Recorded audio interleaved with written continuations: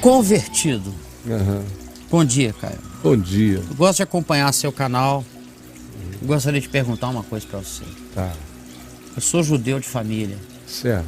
Embora tenha vivido muitos anos no meu judaísmo tradicional, em certo ponto da minha vida passei a confiar em Yeshua, que é Jesus, né? É.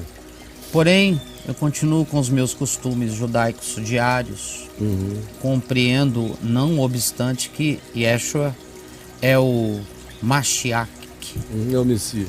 é o Messias, e que é pela graça de Deus que nos aproximamos dele. Pelo tanto que você fala mal de judaísmo e da Torá, questiono a você se eu estou errado em viver como vivo na sua opinião. Eu não falo mal do judaísmo nem da Torá. O judaísmo para mim é só um fenômeno humano. E a Torá, tem coisas da Torá que continuam e tem coisas da Torá que morreram na cruz de Cristo. Quem diz isso é o escritor de Hebreus, no Novo Testamento. Jesus não é o Messias dele? É. Então diz para ele ler o que... Eu não diz você não, eu digo. Isso, fala para o cara. Eu digo. Jesus é o teu Messias? Olha só, lê o que o escritor da carta aos Hebreus escreveu para a gente como você, judeus que diziam que Jesus era o Messias e que num tempo passado tinham deixado o judaísmo e tinham se tornado totalmente livres do judaísmo. Eu não estou falando da sua judaidade, da sua qualidade judaica, cultural, familiar, estou falando do judaísmo, do sistematismo da religião judaica, da doutrinação judaica, das configurações judaicas, dos cerimonialismos judaicos, disso aí. Isso é o judaísmo. O judaísmo é igual ao evangelicalismo, é um bostismo humano sistemático. Só isso. E a Torá tem coisas dela que o escritor de Hebreus diz que permanecem, tem coisas que foram anuladas, caíram em caducidade. Ou leia Romanos, Jesus não é o seu Messias.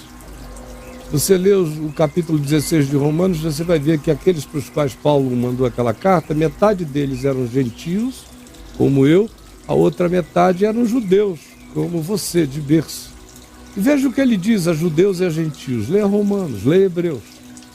Chegue você mesmo às suas conclusões. Leia Gálatas. Jesus não é o seu Messias? Leia Gálatas. É um judeu como você, da descendência de Benjamim, Paulo, enfrentando outro judeu, Pedro, da Galiléia. Um tinha entendido a graça de Deus ao extremo da compreensão, Paulo. O outro entendia gradativa e parcialmente, Pedro. Veja o que Paulo diz a Pedro.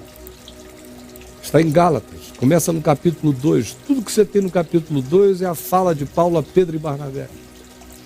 Leia Atos dos Apóstolos. Veja como Paulo tratou. Veja quando ele vai ao templo em Jerusalém, um dia ele aceita um voto, não porque o coração dele sentisse falta do voto, mas porque o coração dos crentes de Jerusalém ouvi-lo-iam melhor se o vissem como um judeu identificado com a cultura local. Por isso ele toma aquele voto, porque ele quer a capacidade e a autoridade de poder compartilhar livremente o evangelho entre os seus contemporâneos. Mas não era porque essa fosse uma convicção dele, ele não vivia fazendo isso onde quer que fosse, ele não viveu de voto em voto. Aquilo é um tópico, não é um cerimonialismo adotado. Ele anda livre, ele já compreendeu que em Cristo o templo acabou. A Torá só tem validade naquilo em que Jesus a reconfirmou e a encarnou. O que ele não confirmou e não encarnou caiu em obsolescência. Leia Colossenses 2. Jesus não é o seu Messias? Leia Colossenses 2. Você vai ver o que está dito lá. É outra vez Paulo, judeu de Tarso, falando com você. Vá lá e veja, conclua.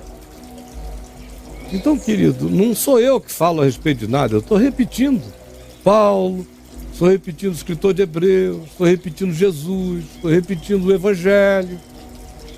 Então, por favor, apenas leia o Novo Testamento, porque me dá a impressão, como eu vejo na maioria das vezes, que quase todo judeu que se converte num ambiente gentílico, especialmente, como é o nosso, acaba se convertendo por ter ouvido uma sequência de demonstrações proféticas de que Jesus foi o Messias rejeitado. De modo que se fica sempre muito mais preso às provas do Velho Testamento que corroboram o fato de que Jesus é o Messias rejeitado, do que ao ensino e ao aprendizado do Novo Testamento.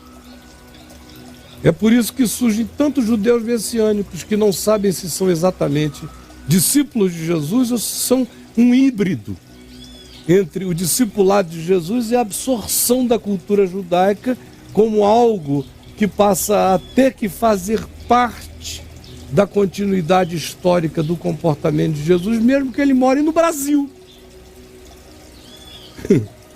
Se você morasse em Jerusalém ou em Israel, a gente poderia até entender, mas você mora no Brasil. E no meio do Brasil você quer viver como um judeu. Até do ponto de vista do que o Evangelho ensina sobre aculturação e localização da prática da fé, já é uma coisa anômala.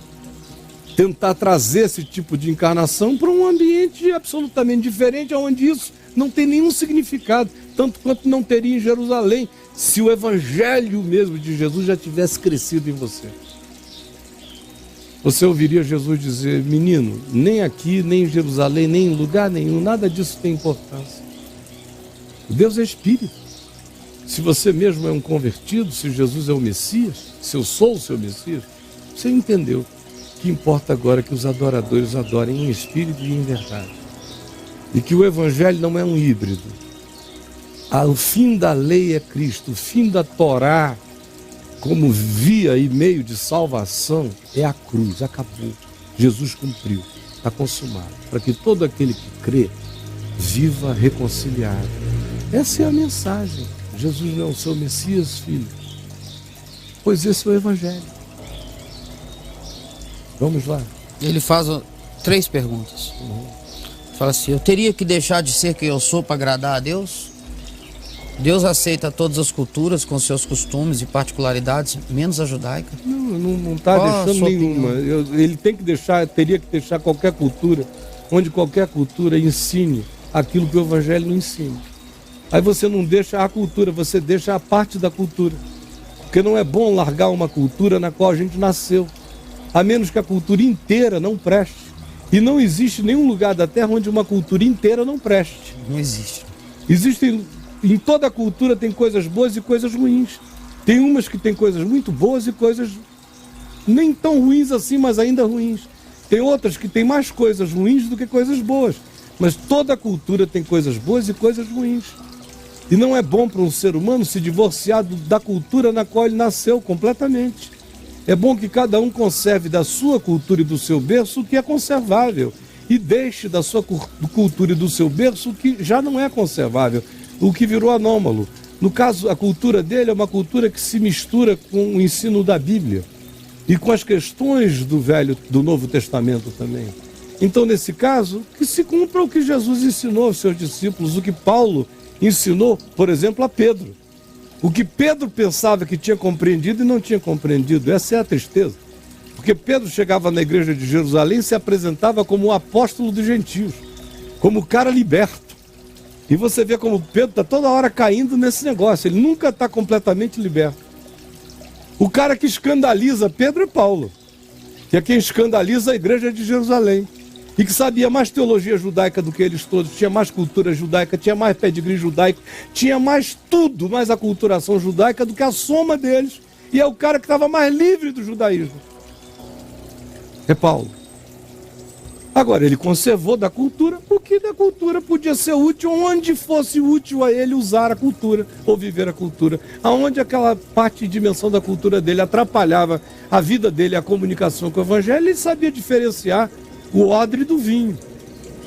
A cultura é o odre, é o container, o vinho é o conteúdo.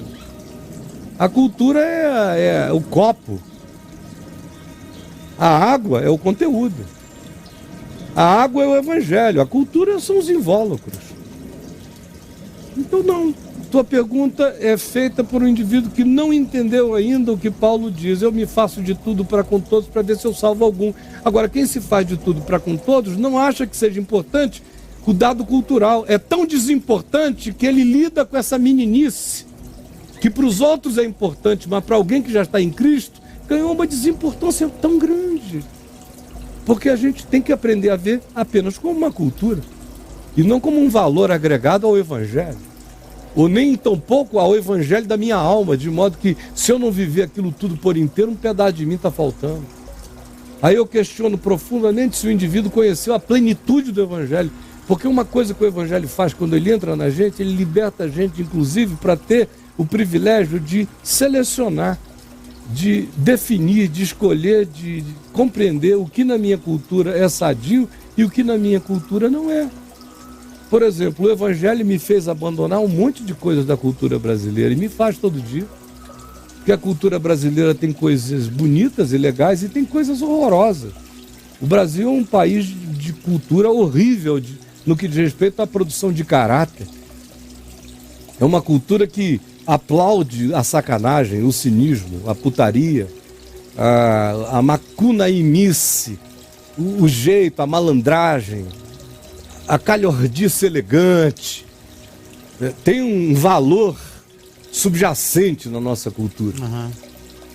A malandragem, o golpe de palavras, o dizer ambíguo, o fazer ambíguo, o procrastinar, está muito presente dentro da nossa cultura. Eu tive que ir enxergando o quão brasileiramente pervertido eu era e sou, e dia a dia eu vou deixando, largando coisas e dizendo, não, isso faz parte dessa cultura sem vergonha. Seja ela brasileira, judaica ou de quem quer que seja. Independente de religião. De nada, isso aí só é importante para ele, para mim nunca foi. Eu estou levando grupos a Israel desde antes dele nascer. E tem amigos judeus lá para todo lado. Provavelmente eu tenha mais amigos judeus na minha vida de brasileiro do que ele tem na vida dele de judeu. E daí? Eu faço pouco das coisas que eles mesmos enxergam e a gente ri, tanto entre brasileiros quanto entre judeus. Não há acepção de pessoas. Não há judeu nem grego. Nem para condenação, nem para salvação, nem para nada. Só tem ser humano. Então para de atribuir-se essa importância toda. Você está no Brasil, o nome dele aqui é Jesus, tá? Você está no Brasil, em português, o nome dele é Messias. Você está em Jesus, no Brasil aqui a gente chama Deus de Deus, não é de Yahvé. Já começa por aí. Ou então muda para outro lugar. Porque do contrário, você que está fazendo um culto a uma cultura, ao invés de lidar com naturalidade, ver o ambiente onde você está no Brasil, seja como um brasileiro. Não é o que Paulo ensina em 1 Coríntios? Ou você não chegou lá ainda na leitura? Vamos lá. Enfim, ele perguntou, né? Então, aquele amigo seu lá é judeu, Caio? Que nós fomos na casa dele? Todos. Aquele cara que a gente foi lá na... Hugo. É, Urevite. Família toda. Eu vi os filhos nascerem. Amigos judeus para todo lado. Agora, os meus amigos judeus não são cultuadores do judaísmo. Nenhum cultuador do judaísmo se sente bem comigo, como amigo. Porque eu sou livre demais para um cara preso demais. O meu amigo Hugo, por exemplo, ele é um judeu, mas ele não é um cultuador do judaísmo. É um sujeito totalmente livre para aplaudir o que é bom e dizer não para o que é ruim. E pronto. Ele não é um judeu pentecostal? Não é fanático. Não, como os meus amigos palestinos também não são. Eu não consigo ter amigo fanático, né? E nenhum fanático consegue ter prazer na minha companhia. É porque é ruim, né? Não, porque mesmo que eu não diga nada, ele sabe que eu não estou com ele na loucura. É, não dá liga. Não dá nenhuma liga. Não dá liga. Uhum.